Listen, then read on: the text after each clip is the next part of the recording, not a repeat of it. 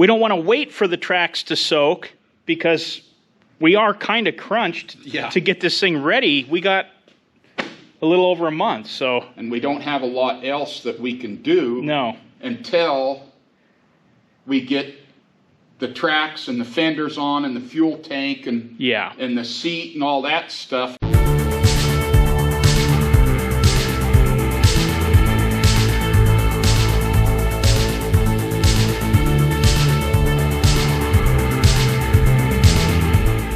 I'm going to make a video illustrating a walkthrough, a pre-start checklist of oil, water, everything, making sure all the rollers, everything are greased and ready to go, and showing what kind of fluids that we're putting in everything.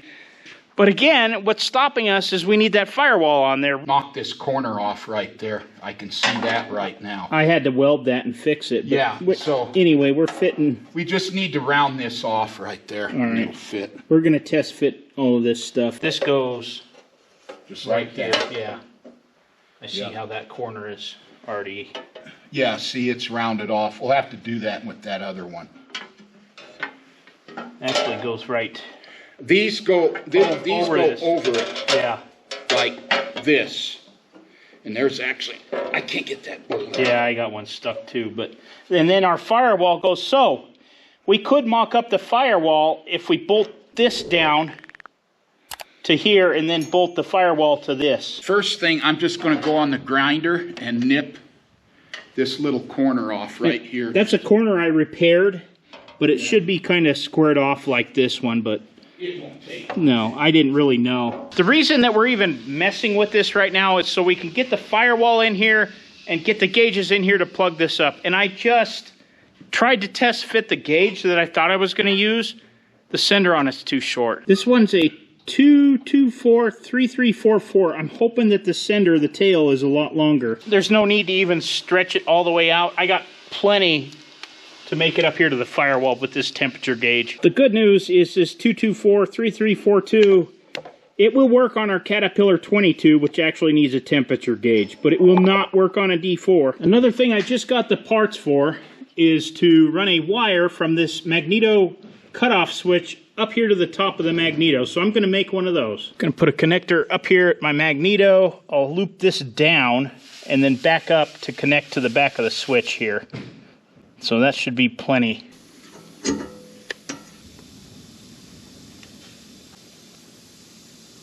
This is just like the magneto wire that I made for the hit and miss engine. So that electrode goes through that little hole there.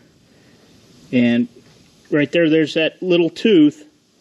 So the electrode through the hole, and then you just force this down on that tooth. And now I just need to crimp down this fitting onto this wire just like that on both sides. Same steps on this other side. Now I'm going to trim off this copper wire just a little bit. So they've only got about a 1/4 inch coming out past there. I'll do that on both sides. Make sure that electrode's kind of twisted together. And then I'll mash it down here so it's nice and flat. Tin my tip here a little bit. And I'm going to solder this electrode down. There we go. Perfect.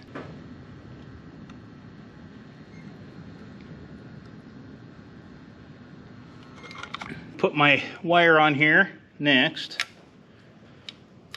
And we're going to face it downwards. And then I'll put the little brass nut on here.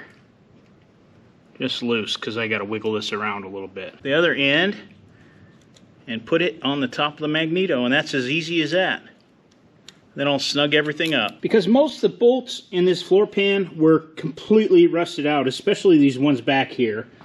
I'm putting new Caterpillar bolts. These are an OL 1551 bolt. And I'm just going to assemble all this stuff loosely. Dad's hooking up the fuel line return off of the rail up here that goes through the injectors. So this has been... Dad's had a lot of fun doing this. It's been my nemesis because I can't find the fitting I want. That comes around out of the manifold on these fuel injectors, and it goes in here in the top of the side of the fuel tower. Well, Dad's working on that. I'm going to work on my water temperature sending unit. I want to see if it's even the correct threads here. Oh, wow. I think it is. I think I got my problem solved too. Nice. Yeah, this is gonna work. Now that we know that that temperature sending unit's gonna work, and Dad's got his fuel line figured out, we're gonna put the firewall on here. We're gonna go back to this. And before we put this panel on the floor pan, so we have to kind of put that on to hold this on to hold the firewall up here. This right brake pedal is essentially your parking brake for the D4. So if you depress this, it dog ears into a clip that you can release from a sliding lever on the side of the fender. We're putting the assembly that goes in the floor pan together. Did I say lever? That was kind of weird. There's a pin that goes through right here. You probably remember we pressed that out actually with great difficulty. And here's the little tooth that dog ears into it. And then there's a spring that goes on here. And then we'll bend that over. I thought it was a roll pin. You sure? You sure about that? Well, there's no roll pins here. Well, I think we destroyed it when we took it out. Let me check the parts book. Well, the book just calls it a pin. I don't know. We're going to put a little anti-seize on this pin. This thing was super rusted when we took it apart. We really fought this thing. I just cotter keyed it. It's fine. Yeah, Dad put a cotter key in there. It'll be fine. And it can't turn because it's locked up against there. He got the spring on here, and that's how it hooks. And then this is on the bottom side of the panel. So, Dad, flip it over and show everybody how it goes. So this dog catches in these on your right brake to set your parking brake. I'm just going to snug them up here. All right, push that pedal in. Okay. There it is. Yeah. That's how it works. Before we get the firewall up here in the way, we're going to bolt a few things on the intake for the pony motor. Or donkey start. Some of you call it a donkey start. Daddy, I want a pony. So this is kind of like the catch can that's on the main engine. And down here where Dad's hand is, there's a drain plug. And that is where you can drain out the gunk and the vapors and oil sludge. And then, what's next, Dad? Well, this is your screens. This is like a breather stack on the pony motor. So, and that just screws in there. Right. There's no gasket under there. No. It's just kind of a tapered fit. We got this big washer that goes on here. A copper O-ring kind of. And actually, I couldn't find a new one of those, so we're just reusing the old one. I don't know that it's that critical of a piece. So that goes on top there. We just made a gasket for this, but you can still get them. At least on this D4, the tightest stuff, the hardest stuff to work on has actually been on and around this pony motor. My wire going to be in the way? Yeah, it is. Oh, we might have to pull them cables. So I've had to loosen this bracket here. I'm going to have to swivel it kind of out of the way as much as I can so that I can get this catch can on. This is also where you put oil into the pony motor through here. This is driving me nuts because to get this on, I had to pull this off. Now to get this back, I got to pull the top of this off because it won't clear the end of this switch. I was just joking with Dad that like somebody designed this after they were hung over after a long weekend because why? Why did you do this? Like I can't even hardly get this wire on here to... I decided to route this wire to ground the magneto out underneath of this and it would keep out of the way of all this junk. But now I'm an inch short. Now I know. And knowing is half the battle. I'm going to make another spark plug wire that's a little longer, and I'm going to use one of those two-prong ends on here so that we can get it off and on the back of the switch without taking everything apart. Hopefully that'll be long enough. And with this different end, I should be able to take it off if I need to in a hurry. We got this switch fixed, and the wire, I just ran it underneath of there, and we got it back up here. And Dad moved the switch. He put a little gasket behind it, and so that would have a little better clearance than it had. But now we got to address this choke linkage here because you can see it's rubbing on there. So we're going to take it off and bend it. So we ended up using this choke rod off the real McCoy. The geometry works good and it's going to work fine. We'll have to touch the paint up. I have the line that comes from the oil pressure gauge down here to the oil manifold. So I'm going to go ahead and put that in here loosely as well. Getting the oil pressure gauge ready to go on there, and I've got it in this bezel here, and I wish I could have found a nicer one, but this is about as good as we can get it. And just press fit it in there. And I'm going to put the 90-degree elbow on here, but before I do that, I'm going to put a little bit of thread sealer. Just a little bit. I'm going to call that good, and we'll go ahead and mount this gauge down. And to kind of make sure that these snap down past that flange right there. Now I'll just tighten the bolts on the back. I'll do the same thing with this water temperature sending unit. That'll work. Cleaner, what you cleaning? Getting this little gas settlement ball cleaned up here. I got it pretty good. And that's marked a zenith, so that's just a little screen on the bottom of there. Yeah, it's pretty clean. Air goes through it. And so this actually screws into the tank. This side, there's a shutoff valve. Dad cleaned up the seat really nice. And then this is where the gas goes out of this into the pony motor. This is the glass bowl that goes on the bottom of that. And then this gasket is what seals it up to the top, and this is a 9B4519. So I just held up old Festus out there again, and I got this off of there, but the glass is missing.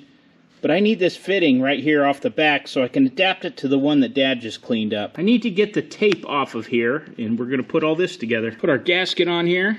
Before we could put this on here, we have to line up the tube that goes from here over there into the oil filler. There's 2 O-rings, and those go, what is the number on there? 3 Bravo 8453s. And there's one that goes in each side. And this is our tube, and it's got a spring on each side that keeps tension. There's actually a washer that goes in there next to the spring before the O-ring. And I didn't get new ones, but we found one that we had. Okay, stick that one on there. Don't drop it in the carburetor. Yeah, I know. All right, you good? Yeah.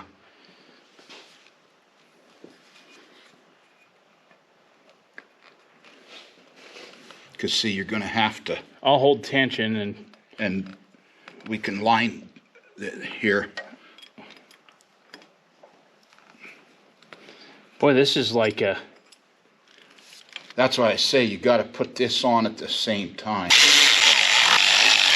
Dad's just making sure those O-rings are seated in there where they're supposed to be. There, that one just went. We just tightened this nut here, made sure this was lined up, made sure those O-rings were seated in there, which they are. And now we're going to put the lid on. Got it. I got this side. Okay.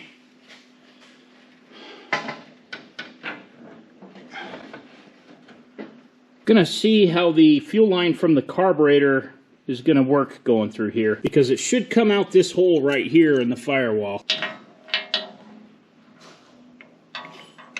Gonna have to turn that fitting up a little bit. Since we use this different carburetor here, the original fuel line off of Lefty here is not gonna work. We're gonna clean this one up and use the one off of the 5T that the carburetor came off of. I just sized it up and it looks like it's going to work fine. Dad's back here cleaning up and shining up that line. It's actually copper. The original one off of Lefty here was steel. While he's doing that, now that I have the firewall up here, I'm going to put my gauges in. I'm going to start with the oil pressure gauge, and yeah, I think this one's going to line up nicely. These are all stainless steel screws that I'm using to mount these. And on the back, I've got nylock nuts just to keep them from coming loose. I know that's not period. I know that's not correct. But neither are these gauges, and I don't want them to come loose. Oil pressure gauge is in. I've got it tightened down. I'm going to put the water temperature gauge in, and I've ran this cable through here. I'm going to have plenty of extra. I'll probably leave a loop back in here somewhere where it's out of the way of the belt. But I'm trying to determine how to route it. I think I might go back here and cross over the oil pressure, and the brackets go right here.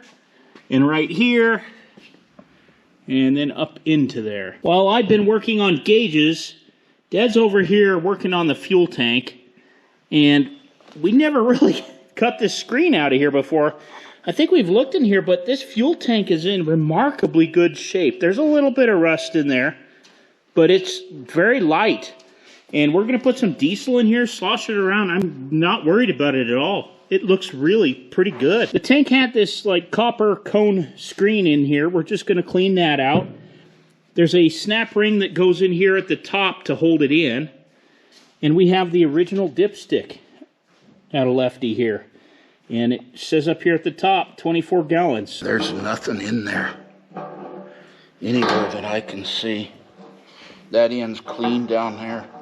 They left the valve open on the back of this, and I think it kept it from accumulating moisture in there. Got a valve right here that did not come with a handle, so we're probably going to fabricate some that kind of replicate the valves that were on here.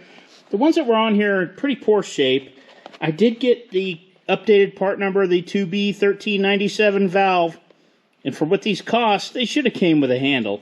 But anyway, I got a new valve for here, and one on here. As I was trying to screw the sender into this water neck here, I noticed that the nut that was in there started moving. And it got me a little worried because it made me remember something. And that something is a 2B5721 crush washer that's supposed to be in there. And I bought some. I don't remember buying them, but I bought some. So I've definitely got that installed on the nut. And now I can put it in here.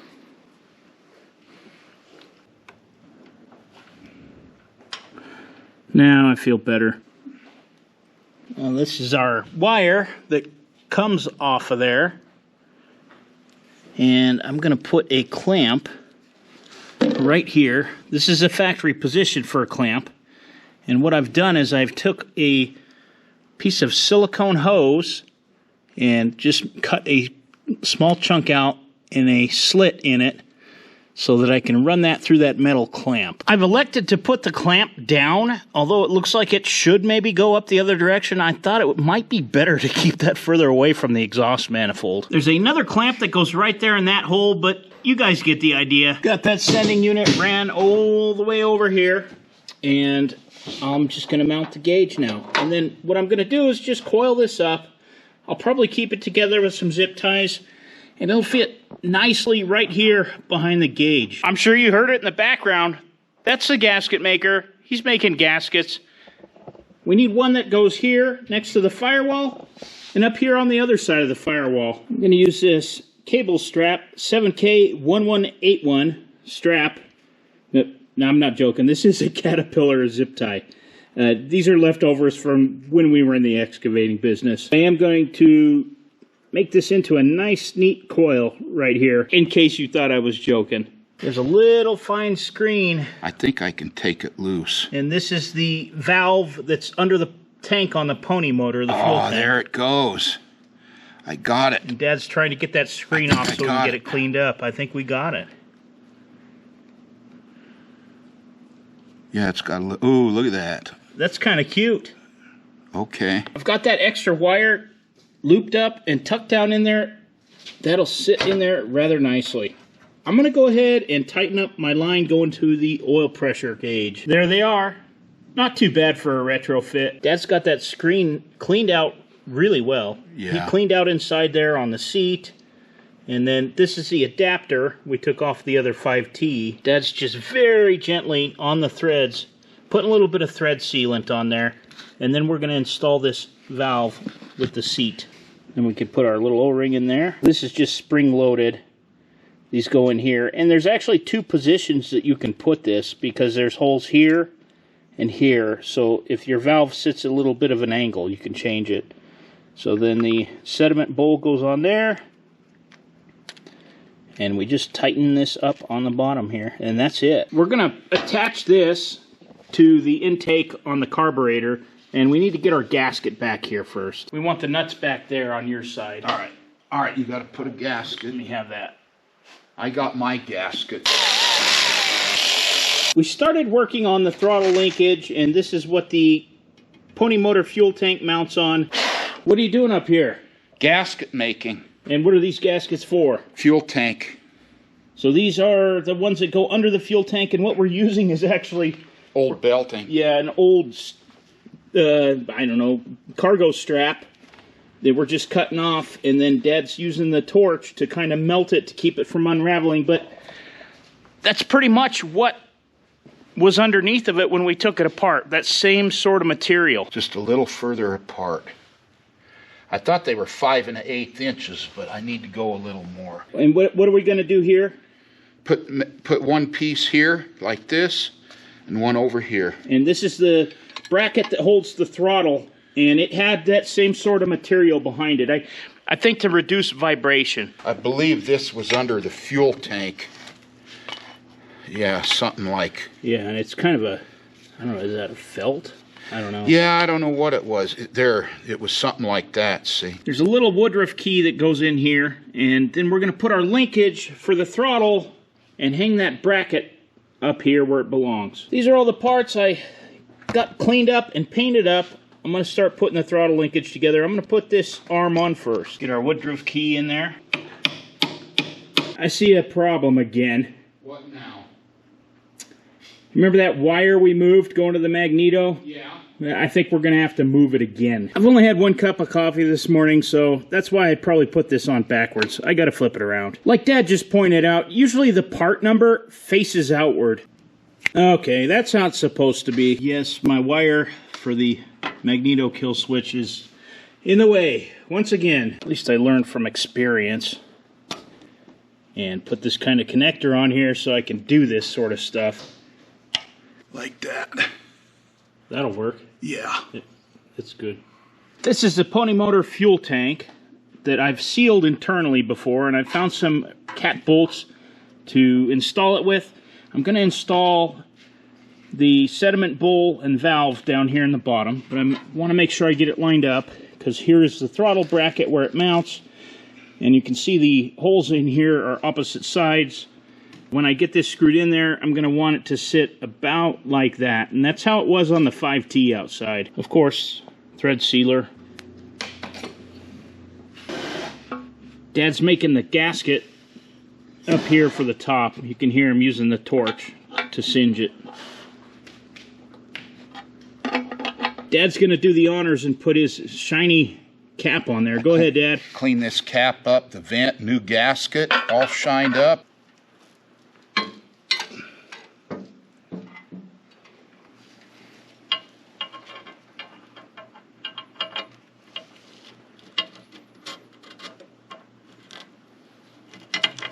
Ready? Yep, you gotta... Can you hold this for a second? Yeah. We managed to get them all started, so now we can snug them up. It looks like I can get a wrench and hold them from this side and tighten them from out here. We're gonna put a little never seize, anti-seize on where the throttle linkage attaches. This throttle handle, it's gonna need a little bit of pre-assembly. Now there's a spring in here. We put some grease on it. And this is the plunger button, and you can see it's got a slot in it there at the bottom, and that slot is actually so that this can slide through it. Depress this and put this through here. See, there's a notch up here at the top, a big one, and that goes in here like so.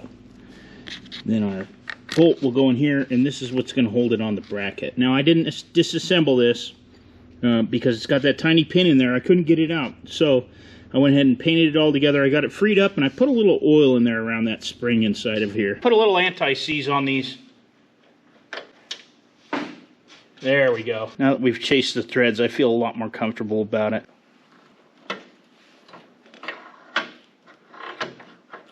And then this is the override it into the detent to shut the motor off right here. I loosened this turnbuckle a little bit, and that gave me a little bit of enough turn to make it work. I had it right. I was right.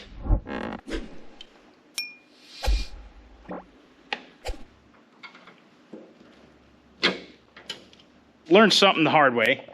I had to actually take these bolts out and spin this little button around because it was dog-earing in incorrectly. Now it holds good. So we have it where it's supposed to be. Gonna set the gaskets Dad made up here first. Right here along the top. And there's only 2 bolts that hold this fuel tank in.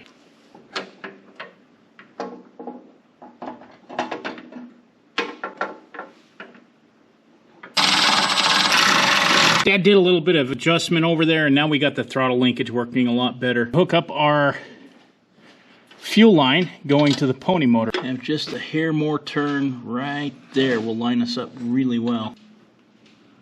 I'm going to tighten up the pony motor fitting here. I cannot get a line wrench in here. That pretty much buttons up everything with the pony motor except for one thing. We got to put the air intake right here. Goes just like that. And you've made a gasket for up in here. Yep. Got it right there. And then this goes like that with the brass tag towards the operator. I would really like to find the original owners of this tractor. We're the third owners. The fellow I bought it from only had it a few months, but he bought it from the original owners, and they were up by, was it Niwot? Netherland? Lyons, Longmont. So yeah. If you know who used to own 4G 9986, let them know. We'd love to talk to them. Well, we're going to end this one here. And on the next episode, we're going to be putting oil in everything. We're kind of going to do a pre-start checklist. That's right. I said start. We're going to try it. I do want to thank you for watching, and we'll see you on the next one.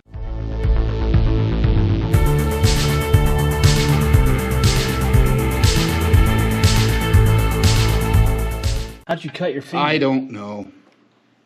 I don't want to get blood all over. Yeah, you ruin our nice D4 with your blood. I know.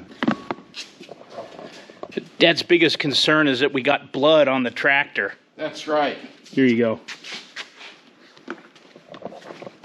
Is it bad?